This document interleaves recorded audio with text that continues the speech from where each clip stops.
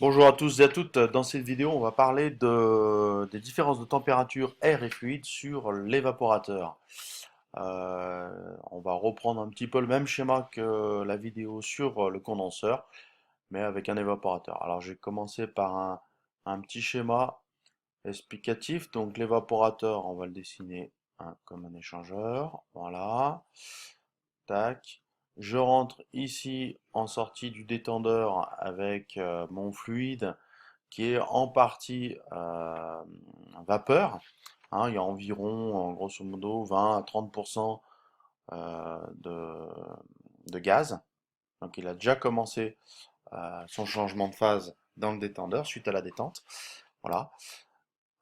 Ensuite, j'ai mon serpentin. Voilà. Et là, j'ai la sortie de fluide. Alors ça, c'est la température fluide entrée. Et ça, c'est la température fluide sortie.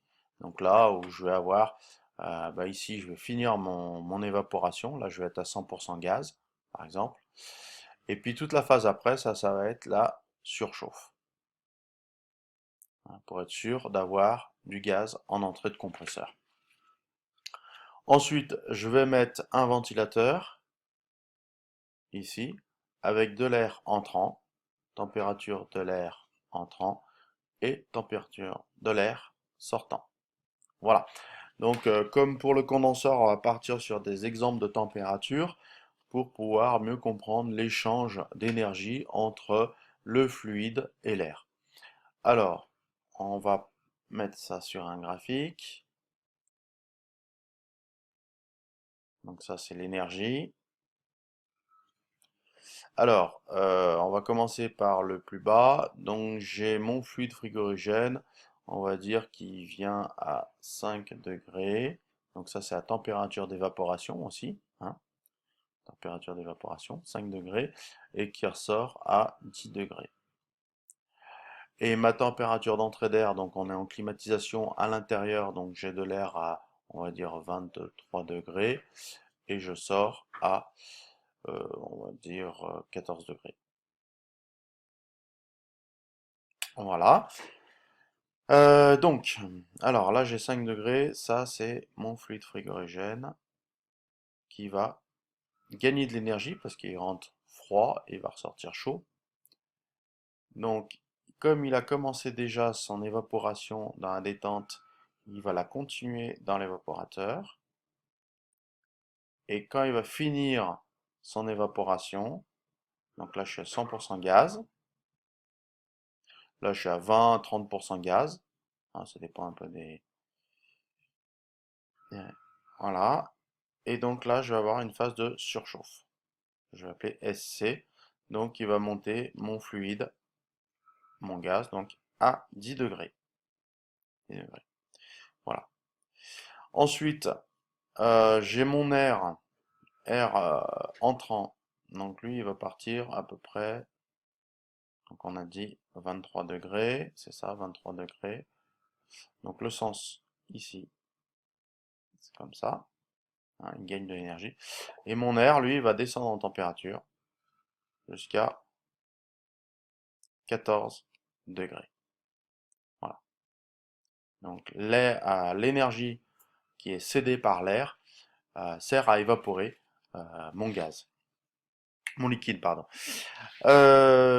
Donc, alors les delta T.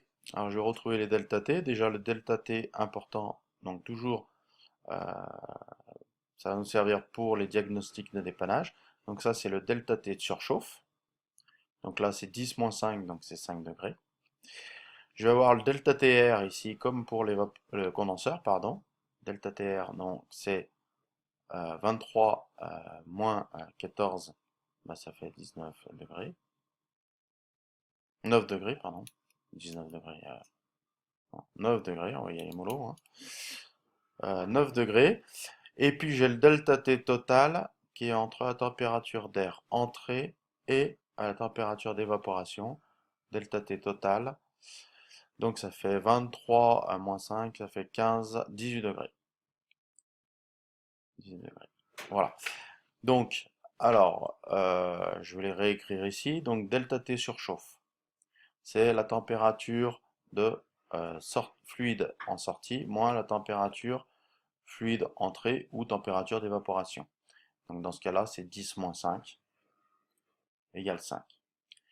Le delta TR, qui est égal à la température d'air entrée moins la température d'air sortie, donc 23 moins 14 égale 9 degrés. Voilà. Et le delta T total, oups, voilà. Donc c'est la température d'air entrée moins la température d'évaporation. Donc ça me fait 23 moins 5 et ça me fait 18 degrés. Alors les intervalles dans lesquels ces températures doivent être comprises. Alors la surchauffe, la température de surchauffe, le delta T surchauffe doit être compris entre 5 et 10 degrés.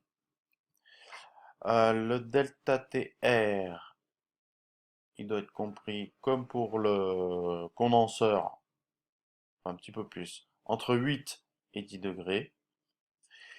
Et le delta T total, ça change un peu du condenseur, hein, pardon, c'est pas la même chose. C'est entre 16 et 20 degrés.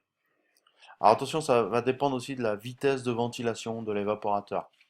Hein, si vous êtes en petite vitesse, moyenne vitesse ou grande vitesse, vous n'aurez pas le même delta T. Donc là, on considère qu'on est en échange maximum, donc grande vitesse. Voilà, il faut bien retenir ces intervalles parce qu'on va s'en servir ensuite pour faire du diagnostic de dépannage en basse pression et en haute pression. Si vous avez des questions par rapport à cette vidéo, n'hésitez pas. Sinon, bonne journée.